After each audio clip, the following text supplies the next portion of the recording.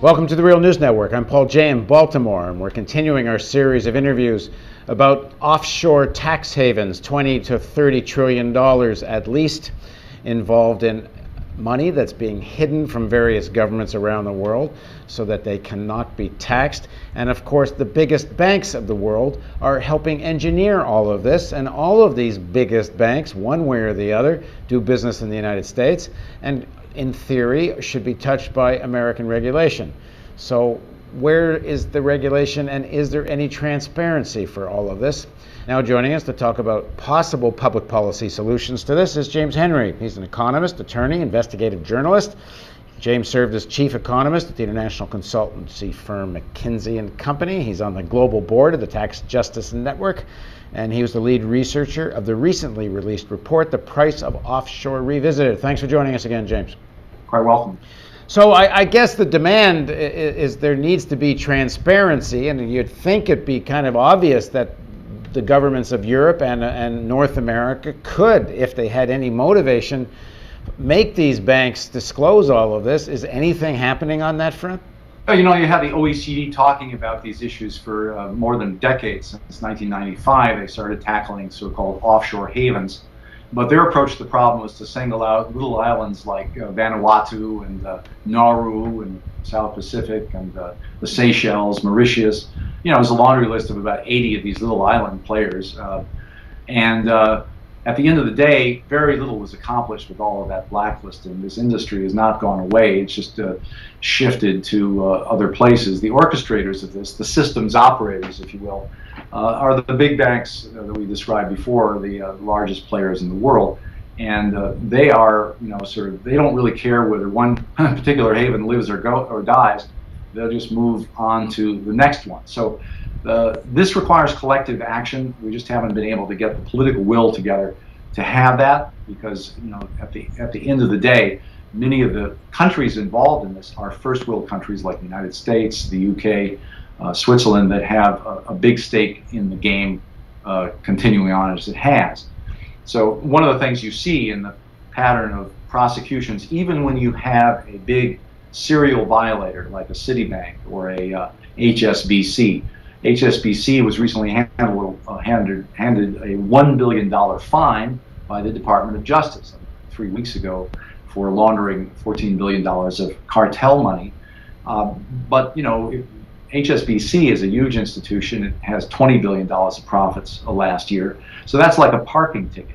What you don't see is the Justice Department willing to go in and shut one of these institutions down, like they did with BCCI back in the 1990s. BCCI was a Pakistani bank that was involved in all kinds of chicanery and money laundering and arms dealing. But, you know, so is HSBC. I mean, they were facilitating trade with Iran. They were facilitating the Colombian cartel laundering money, and they were telling their compliance officers to back off. So this is an organized conspiracy, went right to the top. And yet you have the current chairman of HSBC is a guy named Stephen Green. He's actually a reverend in the Anglican Church. He is the current sitting UK trade minister in the UK, in the David Cameron's Conservative government. This guy is the chairman for 10 years of this criminal enterprise. So there's very little willpower on the part of the U.S. Treasury or the, you know, the authorities in the UK so far to crack down on HSBC. That's just one example. There are numerous others of where these large institutions have been able to have virtual impunity for, you know, not only their role in the financial crisis and their LIBOR rate rigging. Yeah. What do you make of the media coverage of all of this? I mean, you've got the media constantly talking about the crisis, the debt crisis, both in the United States. They talk about the European debt crisis, and we get up practically apocalyptic in the language. But you never hear discussion about, well, if there's such debt, how about going after all this offshore money? I see almost no mainstream media coverage of the issue. It's dismal. I mean, I've been writing about this topic basically since the early 80s, and I've had a chance to look at the media coverage in detail. You have a lot of journalists who don't know anything about the subject, and they're moving from one story to another. So you're getting, you know, like this week I had 2 minutes on CNN to explain this topic, and half of it was devoted to the response that they had to get from the conservatives, none of whom had I would describe them not as conservatives, but as reactionaries, uh, none of whom had read my paper or had bothered. They just had the kind of knee-jerk response. But there's this notion of fair and balance that they had to dig in. The second bias that sort of novice journalists have is that they tend to target the public sector. It's easy to rail against government, but we tend to forget that this latest financial crisis was not really made in Washington. It was made by this lobby, by this very influential bunch of banks around the world that pioneered securitization. And I knew them very well at McKinsey. When we were there, we started talking about securitization as a strategy banks ought to have, and it proliferated from the 1980s on throughout the industry to the point where they were securitizing student loans and real estate and cars and everything else, and selling securities to to people that they didn't understand.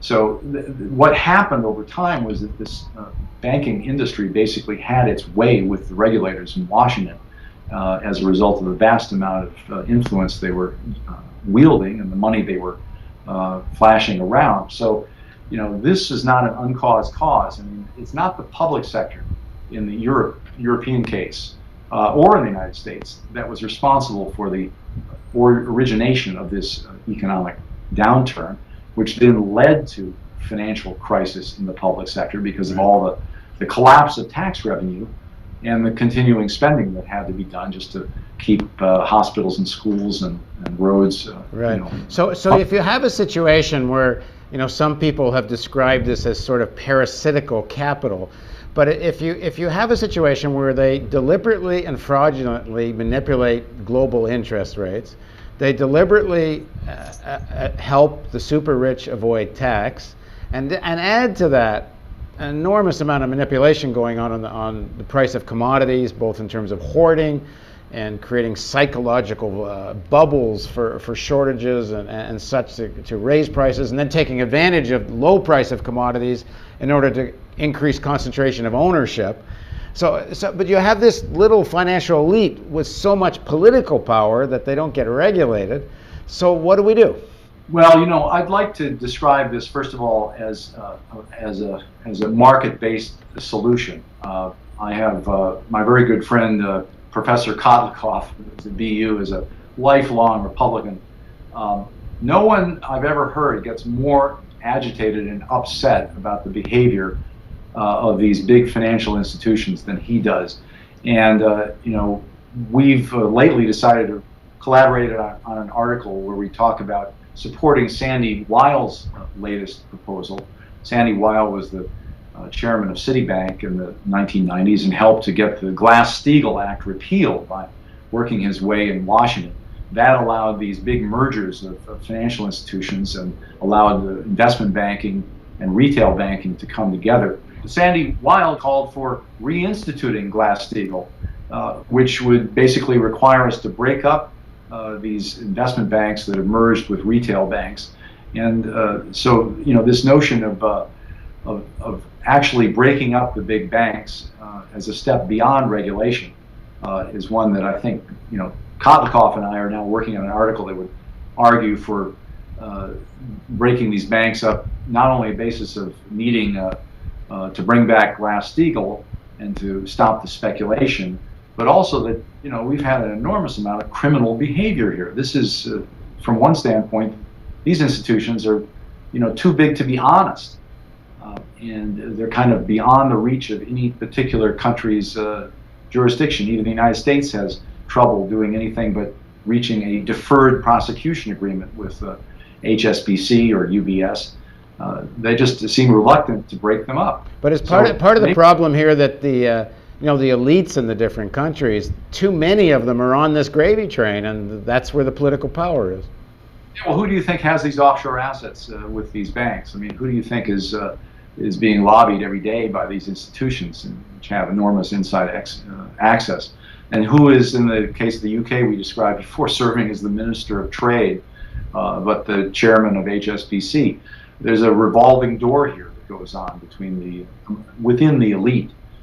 So it's kind of a club that we need to break up. And I don't think that's I consider myself an independent, not a Democrat or a liberal. I'd like to see capitalism healthy and wealthy and have all of us being able to participate in that if we can achieve that.